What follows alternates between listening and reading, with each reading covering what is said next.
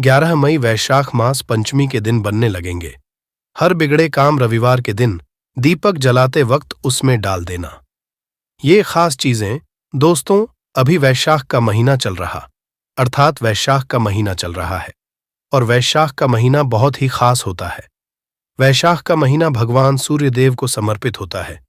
आप सभी जरूर पता होना चाहिए कि वैशाख के महीना में सूर्य की जो गर्मी होती है वो अत्यधिक बढ़ जाती है और खास करके रविवार के दिन।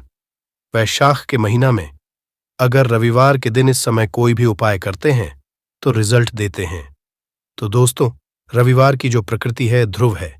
रविवार जो है सूर्य भगवान सूर्यदेव का दिन होता है। ये दिन भगवान विष्णु और सूर्य ये दोनों को समर्पित है। दोस्तों, हिंदू धर्म में इसे सर्वश्रेष्ठ वार समझा जाता। सूर्यदेव ही नवग्रह को कंट्रोल करता है, अर्थात 9 ग्रहों का ये राजा माने जाते हैं। तो अच्छा स्वास्थ्य, तेज दिमाग पाने के लिए और जीवन में चली परेशानी को दूर करने के लिए रविवार के दिन ये उपाय जरूर करना। कुंडली में अगर आपके सूर्य बलवान हो, मजबूत हो, तो बिना मांगे ही को सब कुछ जीवन में स्वतः जितने भी धन, दावत, सुख, समृद्धि, ऐश्वर्य होते हैं सब हासिल होना शुरू हो जाते हैं। आज मैं आप लोगों को लाल किताब के रविवार के दिन किए जाने वाले उपाय बताऊंगा और खास करके इस रविवार का इतना ज्यादा महत्व इसलिए क्योंकि ये वैशाख महीना का रविवार है।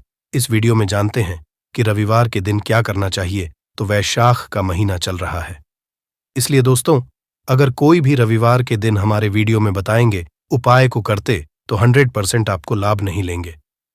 हम बहुत सारे उपाय बताएंगे। जो उपाय आपको बंद पड़े वो उपाय जरूर करना। वीडियो को आदि बीच में करके मत जाना, क्योंकि वैशाख का महीना बहुत ही खास होता है और ये खास करके सूर्यदेव को समर्पित होता है।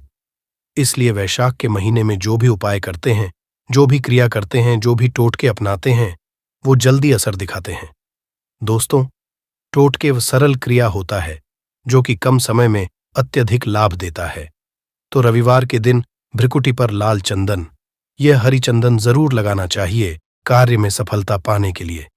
कि चलिए, किसी को करने के लिए चाहते हैं कि उस कार्य में आपको सफलता मिले, तो इस दिन भ्रिकुटी पर लाल चंदन या फिर हरी चंदन ये माथे पे लगा करके जाइए। कार्य सिद्ध होता है। रविवार अच्छे अच्छे पकवान खाने का उत्तम दिन होता है।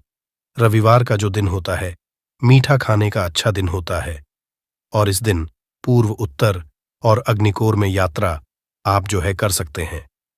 बहुत ही शुभ मानते हैं और इस दिन गृह प्रवेश की दृष्टि से भी बहुत ही उचित है। जैसे कि बहुत से लोग गृह प्रवेश करना चाहते हैं, तो गृह प्रवेश करने जो रविवार का दिन होता है बहुत ही सुंदर होता है, बहुत ही शुभ होता है। रविवार के दिन सोना, तांबा ये दोनों खरीदना बहुत ही कल्याणकारी कहे गए हैं। मान के चलिए, रविवार के दिन आप सोना खरीदते हैं तो सोना में 14 गुना ज्यादा बढ़ोतरी होता है। तांबे खरीदते हैं तो क्योंकि तांबा धातु स्वयं भगवान सूर्यदेव को समर्पित होता है, मंगल को समर्पित होता है, तो आप तांबा खरीदते हैं तो आपके मंगल बलवान होते हैं और आगे के सूर्य भी मजबूत होते हैं। जिनके मंगल बलवान हों, सूर्य मजबूत हों, ऐसे मानव को जीवन में हर तरह भौतिक सुख की स्वतः ही प्राप्ति होना शुरू हो जाते हैं। दोस्तों, इस दिन अग्नि या बिजली के सामान भी आप जो है खरीद सकते हैं। अग्नि और बिजली के सामान खरीदते हैं तो जीवन में जैसे कि अग्नि तत्व की बढ़ोतरी होती है और बिजली संबंधी सामान खरीदते हैं तो भी तरह के आने वाले समय में कोई नुकसान नहीं होती। इसके बाद दोस्तों, इस कार्य को करने से रविवार के दिन बचना चाहिए।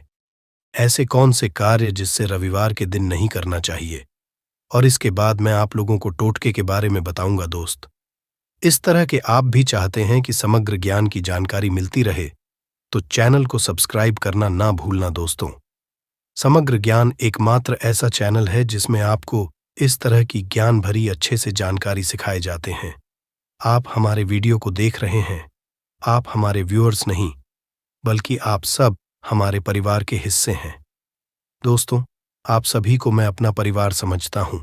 अगर किसी भी तरह की कोई कष्ट है, जीवन में कोई परेशानी, कमेंट बॉक्स में बिल्कुल ही पूछे। ऑनलाइन आने पर हमारे द्वारा या हमारे टीम के द्वारा बिल्कुल ही आपकी मदद कीजिए और आप चाहे तो हमसे जो है मेल के जरिए कर सकते हैं, बात कर सकते हैं। तो ऐसे कौन कार्य जिसे रविवार के दिन नहीं करना चाहिए, इससे पहले अभी तक कमेंट बॉक्स में जय सूर्यदेव नहीं लिखे हैं तो लिख देना।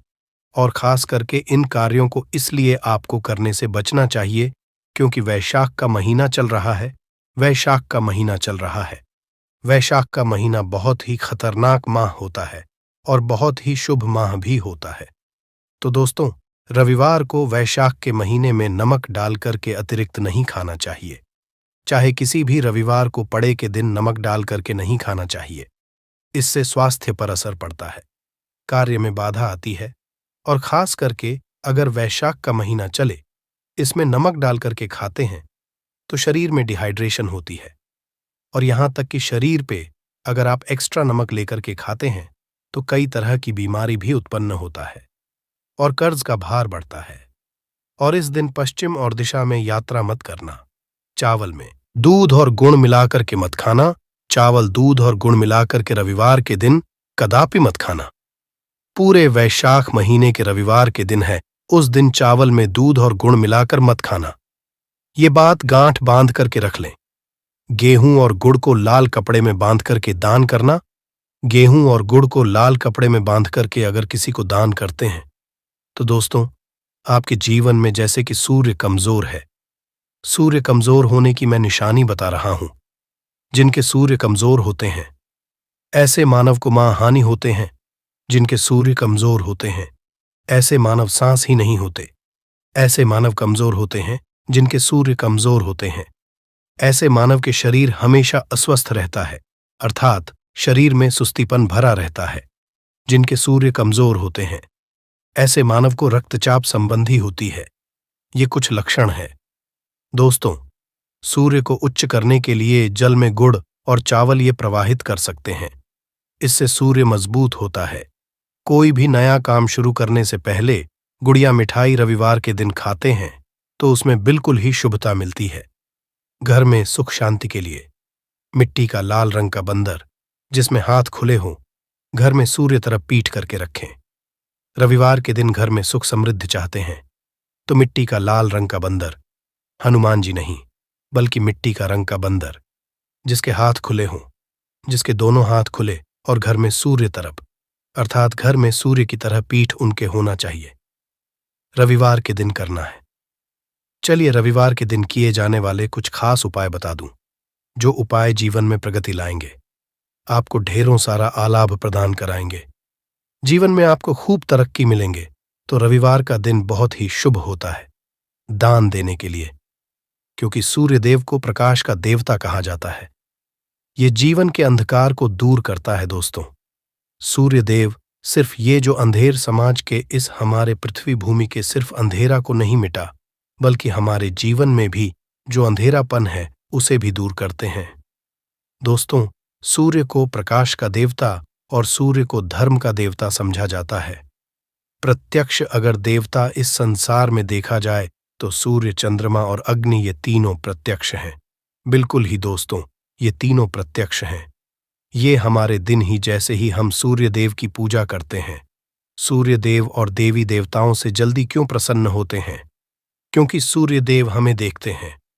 हम भक्ति को, हमारे भाव को, हमारे जो भी सूर्य देव संबंधी जो भी उपाय करते हैं उसे स्वयं अपनी आंखों से देखते हैं, इसलिए जल्दी प्रसन्न होते हैं।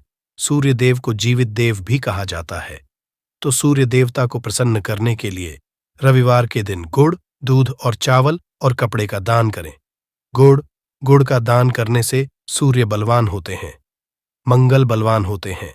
दूध का दान करने से आपके जो चंद्र वो भी बलवान होते हैं।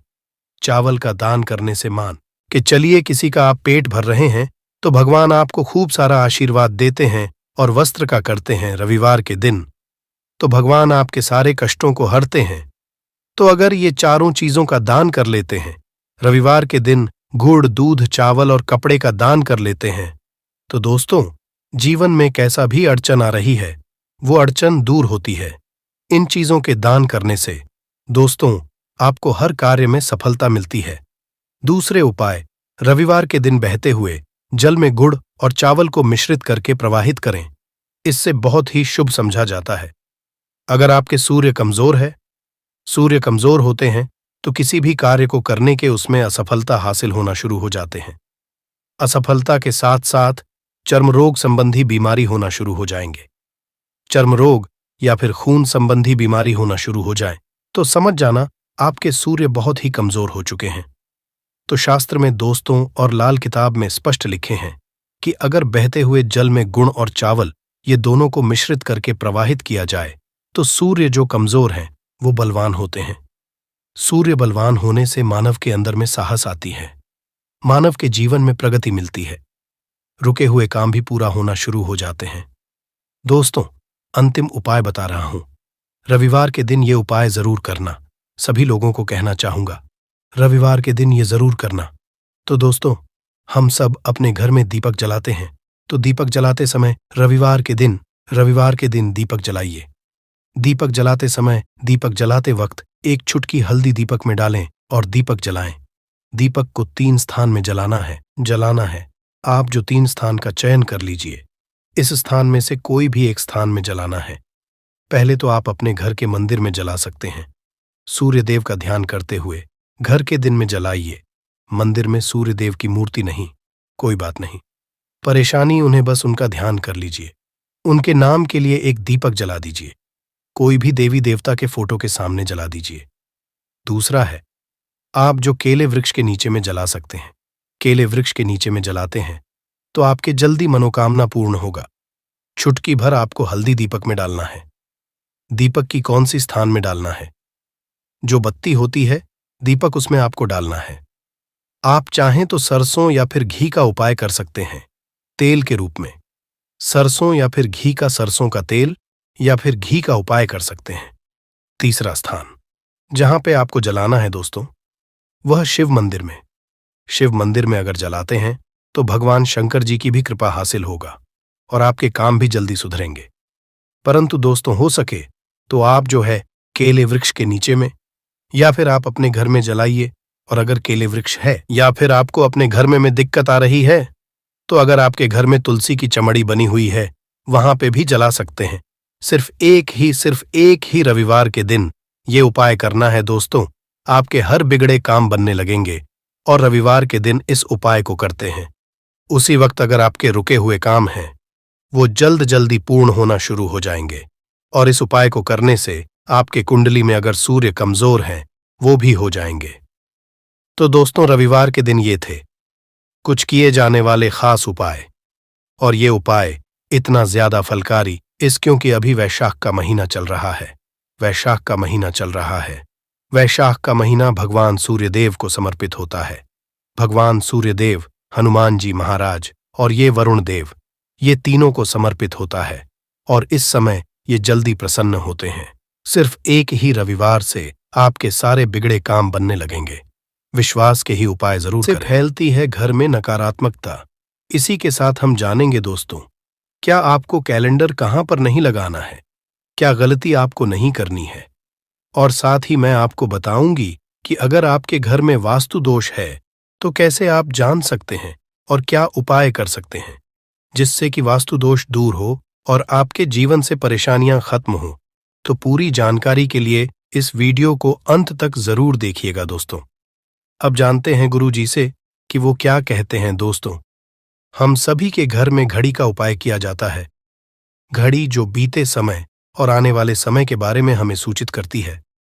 अगर हमारे जीवन पर सबसे ज्यादा किसी का असर पड़ता है तो वह है समय। हर किसी समय एक जैसा नहीं होता। अच्छे और बुरे समय सभी के जीवन में आते रहते हैं। इस समय चक्र का चलना कायम ही रहता है। समय किसी के लिए नहीं रुकता।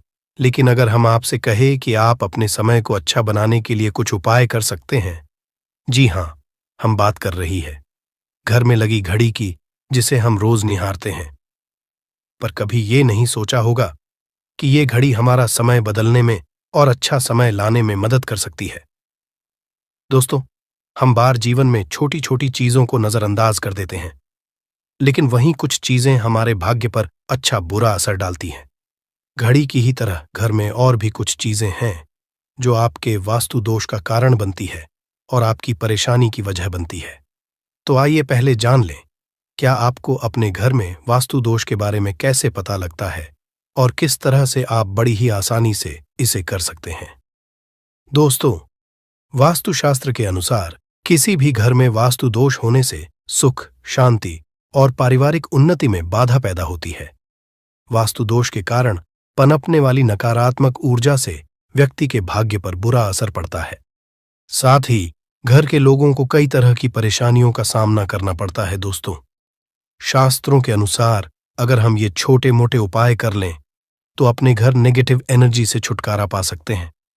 तो आइए जानते हैं, लेकिन उससे पहले दोस्त आपसे रिक्वेस्ट है कि वीडियो को लाइक करें, अपने दोस्तों के साथ शेयर करें और अगर आपने अभी तक चैनल को सब्सक्राइब नहीं किया तो सब्सक्राइब करके बेल आइकॉन जरूर प्रेस कर लें। दोस्तों, नंबर 1, जीवन में तरक्की पाने के लिए रोज पहली रोटी गाय को दें, पीपल को जल चढ़ाएं और चींटियों को मिला आटा दें। तांबे के लोटे में जल लाल चंदन मिलाकर रात को अपने सर के पास रखकर सो जाएं।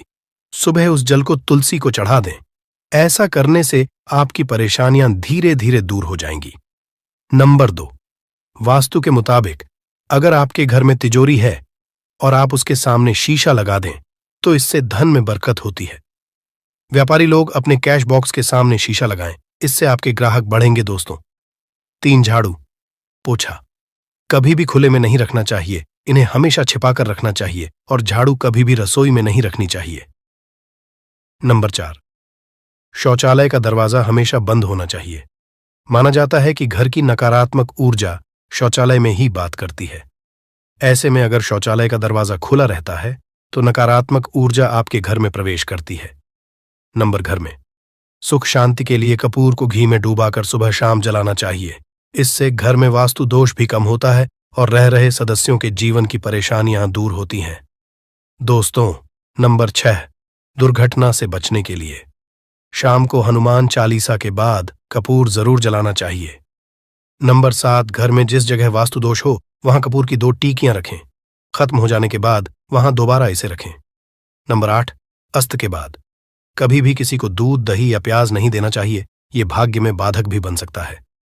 नंबर 9, घर के मुख्य द्वार पर कूड़ादान कभी भी न रखें। नंबर 10, घर में टूटा हुआ शीशा कभी भी नहीं होना चाहिए। नंबर 11, अच्छे भाग्य के लिए सुबह नहाते समय पानी में थोड़ा सा कपूर का तेल मिलाएं। शनिवार को चमेली का तेल भी मिला सकते हैं। नंबर 12, लक्ष्मी की कृपा पाने के लिए रोज रात को रसोई अच्छी तरह से साफ करके चांदी की कटोरी में कपूर और लौंग जलाएं। यह प्रक्रिया रोज की जाए तो घर में बरकत बनी रहती है और मां लक्ष्मी जल्द ही ऐसे घर से आकर्षित होती है। ऐसे घरों से नकारात्मकता हमेशा दूर रहती है। दोस्तों, नंबर 13, घर के सोने वाले कमरे में पौधे नहीं लगाने चाहिए, इससे आपके ऊपर नकारात्मक असर हावी हो सकता है। नंबर 14, घर में पौधे लगाते समय पानी में सेंधा नमक डालें।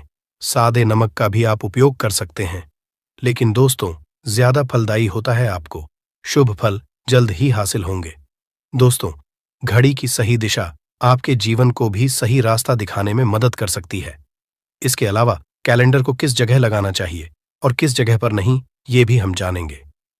सबसे पहली बात जिसकी हम बात करेंगे वो है दोस्तों घड़ी का आकार, यानी घड़ी की शेख। दोस्तों, शास्त्र के अनुसार गोलाकार की घड़ी या अंडाकार घड़ी सबसे उत्तम मानी जाती है, पर आजकल देखा जा रहा है कि बाजार में कई तरह की घड़ियां मौजूद हैं जिसमें घर के सदस्य या भगवान की तस्वीरें और फोटो भी लगी होती है। लेकिन दोस्तों, आपको बता दें कि घड़ी के साथ तस्वीरें लगाना बिल्कुल भी सही नहीं है। इससे आपके घर के सदस्यों के जीवन पर समय का असर देखने को मिल सकता है।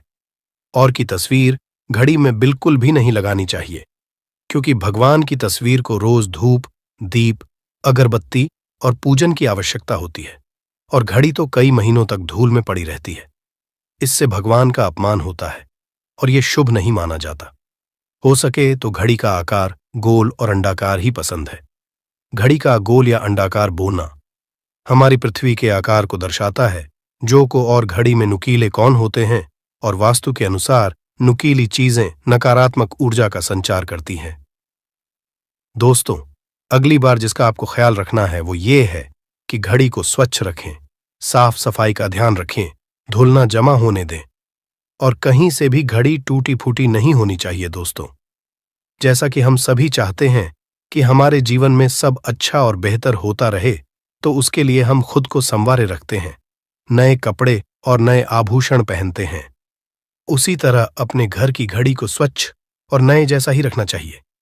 ये कहीं से भी टूटी फूटी नहीं होनी चाहिए। समय समय पर घड़ी पर चढ़ी धूल और जालों को साफ करते रहें, जिससे आपका भाग्य भी धुंधला नहीं पड़ेगा।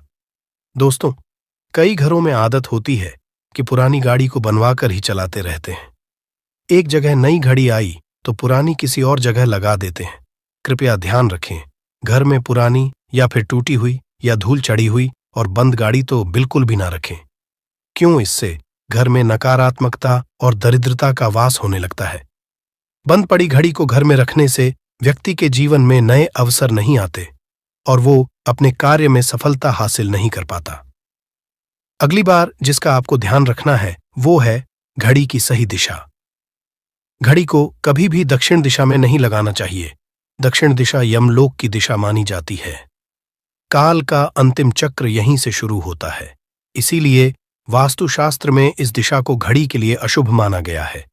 घर में घड़ी को उत्तर दिशा, पूर्व दिशा या पश्चिम दिशा में आप लगा सकते हैं, लेकिन ध्यान रखें कि घड़ी को कभी भी मुख्य द्वार, कमरे के दरवाजे या आने जाने के लिए उपयोग किए जाने वाले दरवाजे के ऊपर कभी भी नहीं लगाना चाहिए। इससे समय का असर आपके आने जाने की गति और दिनचर्या पर पड़ सकता है। दोस्तों, घड़ी के साथ कैलेंडर का भी ध्यान रखें। जहां घड़ी समय का चिन्ह है, तो वहीं कैलेंडर उससे जुड़ी तारीखों का लेखा जोखा बताता है। कैलेंडर को पूर्वी और उत्तरी दिशा की दीवार पर कभी भी नहीं लगाना चाहिए। ये इससे वास्तु दोष उत्पन्न होता है। और कृपया करके अपने घरों में नए कैलेंडर के साथ पुराना कैलेंडर कभी भी ना लगाएं दोस्तों। घड़ी और कैलेंडर दोनों ही आने वाले समय के सूचक हैं, जो आगे बढ़ने की प्रेरणा देते हैं। उन्हें समय के अनुसार ही लगाना चाहिए। इस बात का हमेशा ध्यान रखें कि घड़ी का समय हमेशा सही होना चाहिए।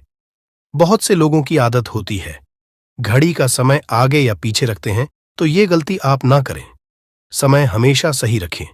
इससे आपको कभी भी समय का कालचक्र और दुष्ट परिणाम हासिल नहीं होता। ये छोटा सा आप जरूर करके देखिए दोस्तों। छोटी छोटी बातें हैं जिनका आपको ध्यान रखना है। दोस्तों, रखी हुई घड़ी और पुराना कैलेंडर आपके भाग्य को भी रुकावटों से भर देता है। इसीलिए वक्त के साथ आगे बढ़ते रहने के लिए घड़ी और कैलेंडर को बदलते रहिए और कैलेंडर को कभी भी अपने सोने के कमरे में ना लगाएं, ना ही इसे कभी मुख्य द्वार पर टांगे। ये शुभ नहीं माना जाता। पुरानी घड़ी को दान में देना शुभ माना जाता है। इससे आपके जीवन से बुरा समय निकल जाता है। इसीलिए अगर आपके घर में कोई पुरानी घड़ी है जो टूटी फूटी ना हो और खराब ना हो, तो वो आप किसी जरूरतमंद को दान में जरूर दें। दोस्तों, हमारे हिंदू संस्कृति में प्रत्येक घर में प्रतिदिन पूजा पाठ करने की परंपरा है और इसके लिए सभी अपने घरों में अपने आराध्य का छोटा सा ही क्यों ना हो, परंतु एक मंदिर अवश्य ही बनाते हैं। नियमित पूजा पाठ करने से न सिर्फ मानसिक शांति मिलती है, बल्कि पूरे घर में सकारात्मक ऊर्जा भी व्याप्त हो जाती है। परंतु यह बात भी सच है कि पूजा पाठ करने के कुछ नियम भी होते हैं, जिन्हें यदि हम कर देते हैं तो हमें हमारी पूजा का पूरी तरह से फल हासिल नहीं होता। पूजा करने के नियम प्राचीन काल से ही चले आ रहे हैं, जो कि एक ठोस धरातल पर आध्यात्मिक और वैज्ञानिक दोनों ही दृष्टिकोण से ध्यान में रखकर बनाए गए हैं। इसलिए हमें इन नियमों को बिल्कुल भी अनदेखा नहीं करना चाहिए। ऐसा ही एक महत्वपूर्ण नियम है नाद, यानी कि पूजा करते समय हम जब घंटी बजाते हैं, उसे बजाने के लिए शास्त्रों कुछ नियम निर्धारित किए गए हैं।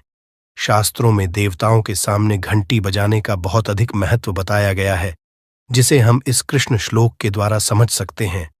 आगम अर्थमतु देवानाम गमन अर्थम तु राक्षसाम घन्यथा रावम करुमियादो। देवता आह्वान चरण, इसका अर्थ है कि घंटी बजाने से देवताओं का आगमन और राक्षसों का गुमान होता है, और जो घंटियां राक्षसों से हमारी रक्षा करती है उसे हमारा नमन है। तो चलिए दोस्तों, जान लेते हैं कि पूजा करते समय जब हम घंटी बजाते हैं तो उसके पीछे क्या कारण है, घंटी को बजाने के क्या नियम है और पूजा के वक्त घंटी बजाते समय होने वाली गलतियां कौन सी है जो हमें भूल कर भी नहीं करनी चाहिए। दोस्तों, क्या आपने कभी अपने घर के मंदिर में रखी हुई घंटी को ध्यान से देखा है? अगर आप ध्यान से देखेंगे तो आपको घंटी के ऊपरी हिस्से पर, यानी जहां से हम इसे पकड़ते हैं, उस पर गरुड़ बना हुआ देता है। अंततः घर पर जो हम घंटी इस्तेमाल करते हैं उसे गरुड़ घंटी कहा जाता है। पूजा करते समय गरुड़ घंटी का उपयोग भगवान को आमंत्रित करने, अर्थात भगवान का आवाहन करने के लिए किया जाता है, जिससे एक सुंदर ध्वनि से भगवान का आवाहन करने का आभास होता है। जब हम विधि विधान से पूजा करते हैं तो उसमें घंटी का उपयोग अवश्य रूप से करते हैं। पूजा संपन्न होने पर आरती करते विशेष रूप से नाद होना चाहिए, नहीं तो हमारी पूजा आदि अधूरी मानी जाती है। परंतु हम में से अधिकांश लोग इसे मात्र एक सामान्य प्रक्रिया मानते हैं और पूजा करते समय घंटी बजाना भूल जाते हैं। तो आइए जानते हैं उन नियमों के बारे में। मतलब आज की वीडियो पूरी तरह से आपके प्रश्नों पर आधारित है, जिनका उत्तर मैं आपको शास्त्रों के अनुसार देने का पूरा प्रयास करूंगा। तो वीडियो को पूरा जरूर देखें और अगर आपको आज की वीडियो अच्छी लगे तो इसे लाइक जरूर कीजिए। जय मां लक्ष्मी आपके इस वीडियो को जो भी लाइक और चैनल को सब्सक्राइब करें उसके जीवन में कभी भी धन की कमी ना होने देना। दोस्तों, हमारे प्राचीन शास्त्र की मान्यता है कि सृष्टि के निर्माण के समय सबसे पहले जो बड़ी सी ध्वनि निकली थी वह घंटी की आवाज के समान सुनाई दी थी। घंटी की ध्वनि में ओमकार नाथ का भी आभास होता है, इसलिए घंटी को ईश्वर की आवाज मानते हुए पूजा में स्थान मिला है। इसलिए घंटी का कभी भी अपमान न करें और जिस तरह से देवी देवता की पूजा की जाती है वैसे ही घंटे की भी पूजा करनी चाहिए। दूसरी बात, घंटी को प्रणाम करके ही उसे बजाना चाहिए। बिना प्रणाम किए घंटी बजाना अच्छा नहीं समझा जाता। दोस्तों, आपने अक्सर यह महसूस किया होगा कि पूजा करते समय जैसे ही घंटी बजाई जाती है तो पूरे घर के साथ साथ संपूर्ण वातावरण शुद्ध और पवित्र सा हो जाता है और चारों ओर सकारात्मकता फैल जाती है।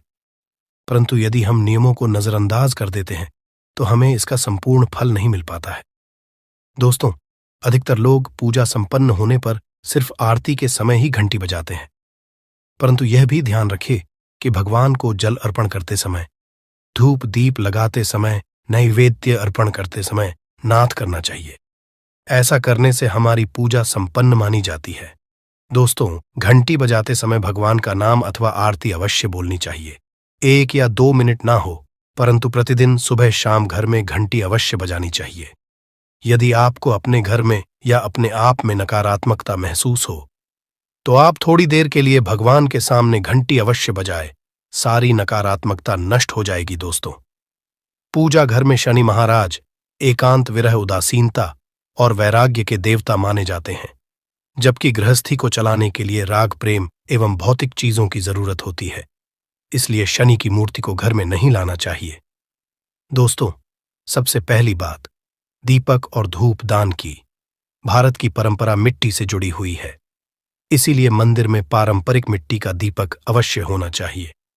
अगर आप मिट्टी का दीपक नहीं रख सकते हैं तो धातु के दीपक का उपयोग करें।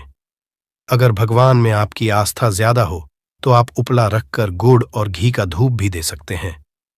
ऐसा करने से घर में सुख शांति बनी रहती है। दूसरी चीज, घर के मंदिर में स्वास्तिक अवश्य होना चाहिए। या तो आप इसे बना लें, क्योंकि स्वस्तिक आपके घर की शक्ति, सौभाग्य, समृद्धि और शुभता का प्रतीक समझा जाता है। यही मुख्य कारण है कि कोई भी शुभ कार्य करने से पहले स्वस्तिक का चिन्ह अवश्य बनाया जाता है। तीसरी चीज है कलश। भगवान श्री कृष्ण कहते हैं, कलश सुख और समृद्धि का प्रतीक है। अपने मंदिर में रोली कुमकुम से स्वस्तिक बनाकर उस पर मंगल कलश अवश्य रखें। ऐसा करने से घर में सदैव समृद्धि बनी रहती है और की हासिली होती है। चौथी चीज, बहुत ही कम लोग जानते हैं कि शंख की उत्पत्ति समुद्र से निकले 14 रत्नों के साथ हुई थी। इसी कारण से शंख महालक्ष्मी को अत्यंत प्रिय है।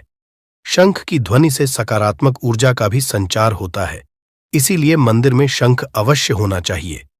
शंख के घर में उपस्थिति से मां लक्ष्मी भी प्रसन्न होती है और उस घर में कभी भी धन की कमी महसूस नहीं होती। पांचवी चीज, मंदिर में आपने घंटी देखी होगी, क्योंकि घंटी को शुभ समझा जाता है। इसीलिए जब जब घर के मंदिर में घंटी की आवाज होती है वहां का वातावरण शुद्ध और पवित्र बनता है। जिस घर में पूजा के दौरान घंटी बजाई जाती है, उस घर के आसपास की सभी नकारात्मक शक्तियां दूर हो जाती हैं और साथ ही सुख समृद्धि के द्वार खुलने लगते हैं। तो ये है वे वस्तुएं जिन्हें घर के मंदिर में जरूर रखनी चाहिए। आइए अब जान लेते हैं कि घर के कौन सी चीजें कभी नहीं रखनी चाहिए। सबसे पहली चीज, गणेश जी की मूर्ति घर में। कभी भी गणेश जी की मूर्ति 3 अथवा 5 ऐसी विषम संख्या में न रखें। अपने मंदिर में गणेश जी की सिर्फ 2 मूर्तियां रखें।